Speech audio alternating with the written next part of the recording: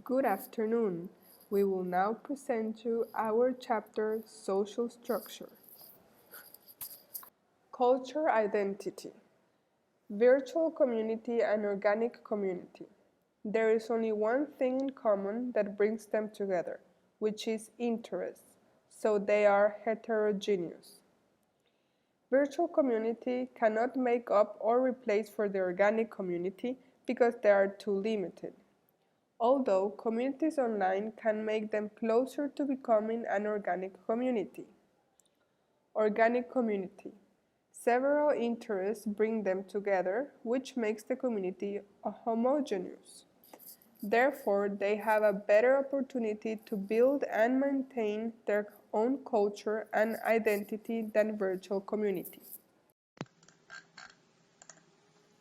We will now have a look at the social media and its effect on the social structure and the negative influence on our social behavior.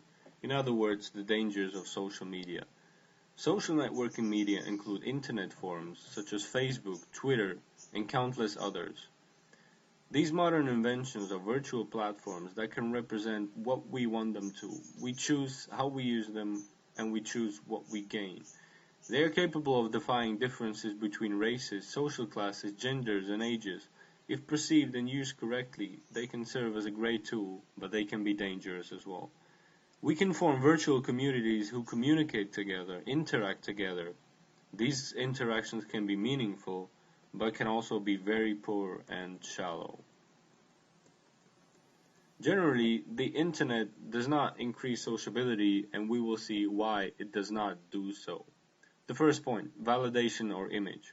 We've always wanted to be accepted, and the internet is the place to do so. We now look for even more external measurements to our worth. We want to know what we're worth, and on the internet, we can measure that by the amount of interaction we have, by the amount of pictures we have, statuses we have, and so on. We're capable of shaping of an image, and even if we're not accepted in our real community for who we are, we will get accepted in our virtual community because we can always conveniently redefine our image as we please. It is convenient because we choose who we are and it is easy to believe it. When we seek validation, we attempt to define who we are online and not have an online complement of who we are. So it's sometimes better to cut all the validation at the roots and get back to being our true selves. Second point, comparison. We want to look at others' accomplishments, image of others that might or might not be true, and this can lead to envy and jealousy, and it might not even be a real representation of the person, but it puts a lot of pressure on people to look good, to compare, to see what the others are doing and act accordingly. Next point, bitterness caused by miscommunication. And it is difficult to communicate online in a way that the person on the other side of the channel, the recipient, gets the exact message we wanted because there's a lot of noise and communication barriers, and it is very easy to misunderstand what the other person means, causing a conflict. And we sometimes even prefer to send text messages instead of meeting in person or calling to meet with the person simply because we are getting so used to our virtual interactions that we forget about the real social interactions and we avoid people and direct contact. And some people only care to deceive and provoke, and that is why it's difficult uh, to decode a communication message, as the interaction is never the same as a direct one. So maybe the best cure is to step back from the platform that only fosters a bitter heart. Another point, noise. There are countless articles, countless messages that we do not have time to read, so we just browse, skim through it very quickly because you sometimes want to read as much as possible. The clutter and barrage of noise can lead to only consume bullet points of information and not the whole articles, and it is easy to lose concentration and not to focus on the whole article. As a result, our social skills can deteriorate and it might have an impact on learning new skills in the future. The reality is, however, you filter what's noise from what's essential, and you only consume the beneficial essential. This unfortunately becomes increasingly difficult with social media sharing everything.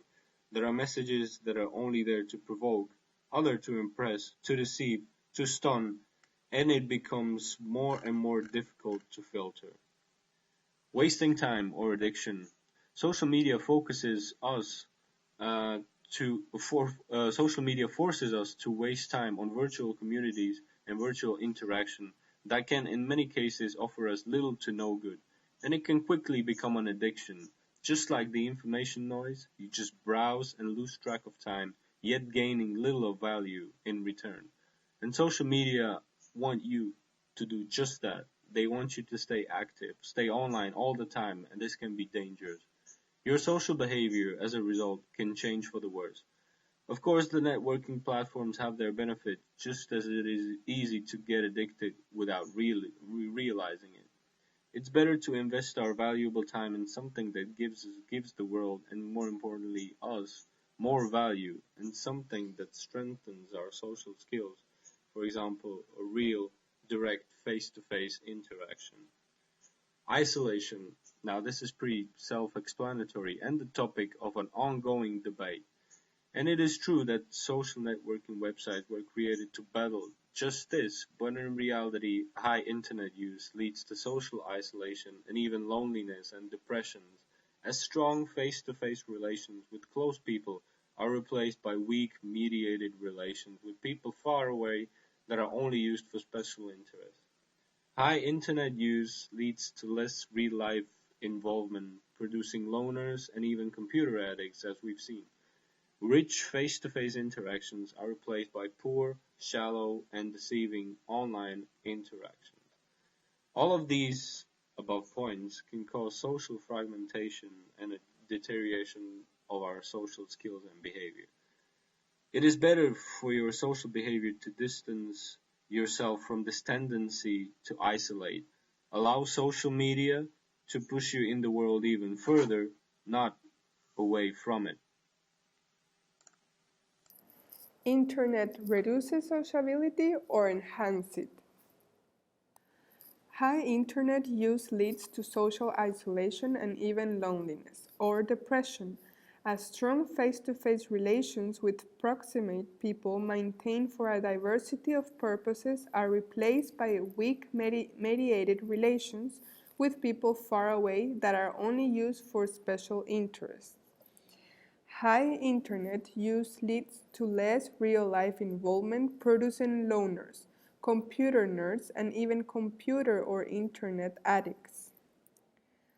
High internet use impoverishes social interaction as rich face-to-face interactions are replaced by poor, shallow, deceiving, and transient online interactions.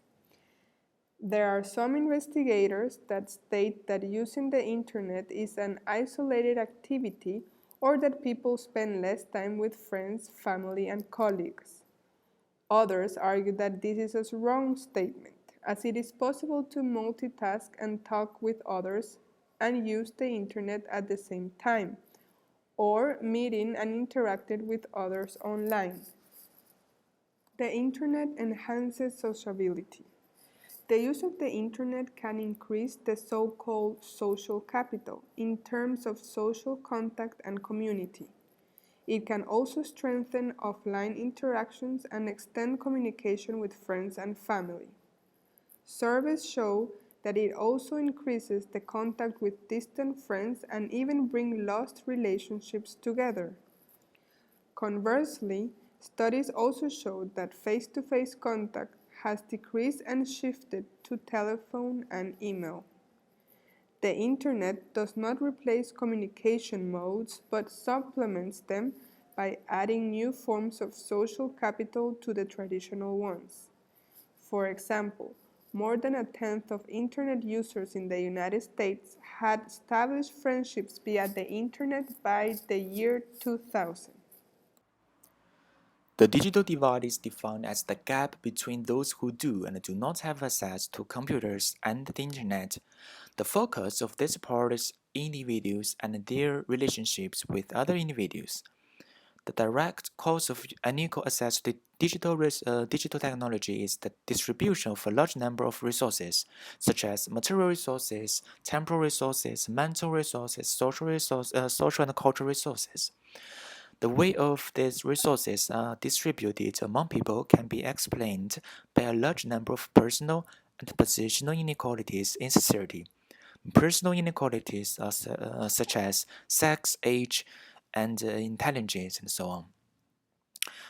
The consequences of unequal access to ICTs can be conceived as more or less participation in the most important fields of society. Those without access will be isolated in the future society.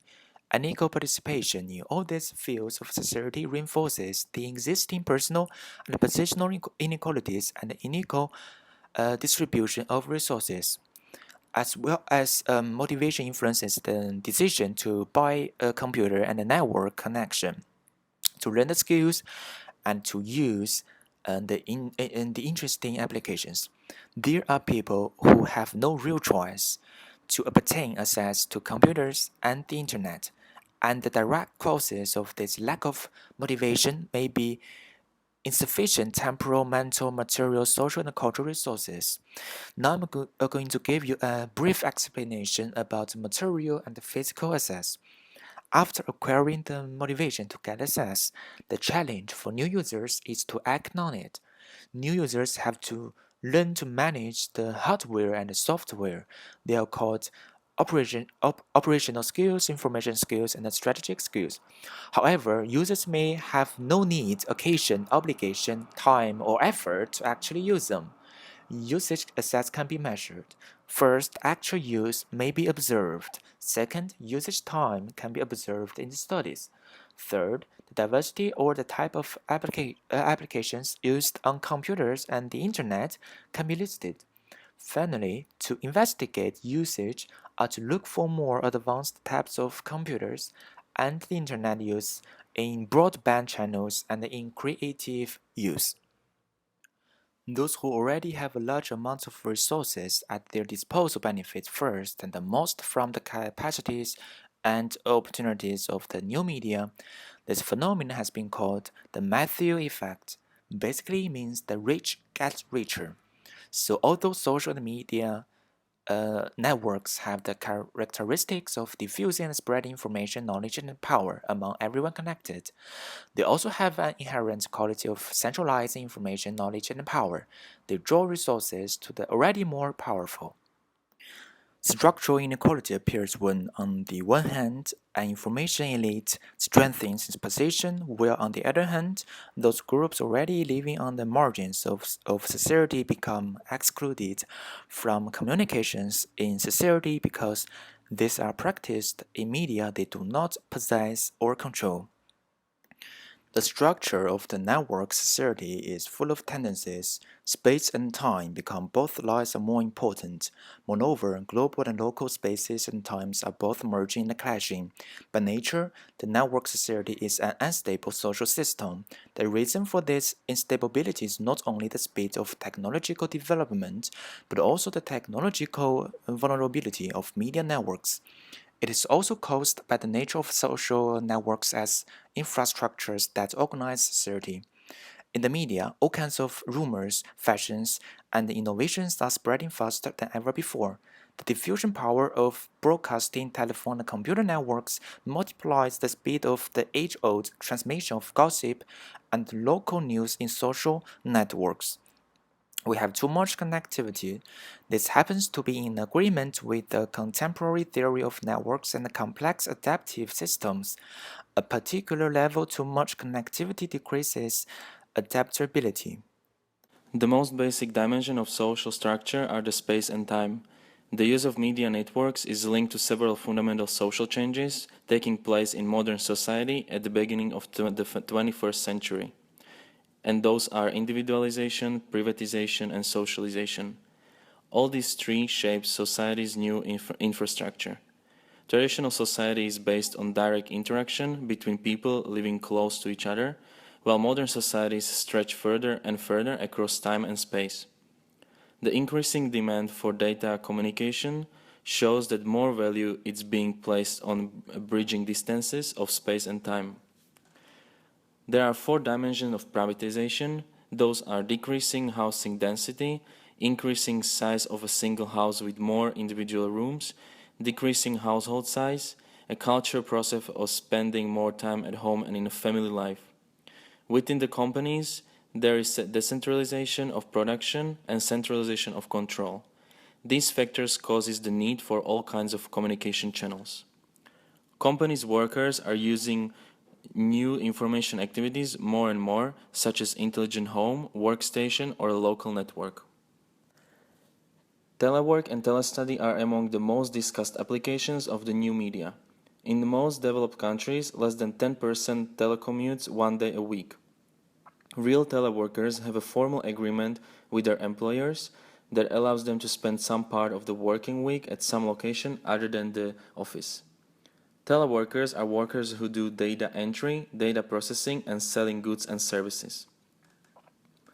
The advantage of teleworkers is that they don't have to travel that much and they can plan their own days. The disadvantage is that they have very little chance of making career within the organization. Another disadvantage is social isolation, which reduces productivity. The advantage of telestudy is less time spent traveling, being able to plan their own day, and the possibility of combining activities. Telestudents completely depend upon communication with the educational department offering this facility. It's much more difficult for them to be in contact with other students for a possible feedback. Problems with requiring collective actions is one of the problems of telestudents. Telestudents are also more individuals, and the interaction between teachers and students is on low level.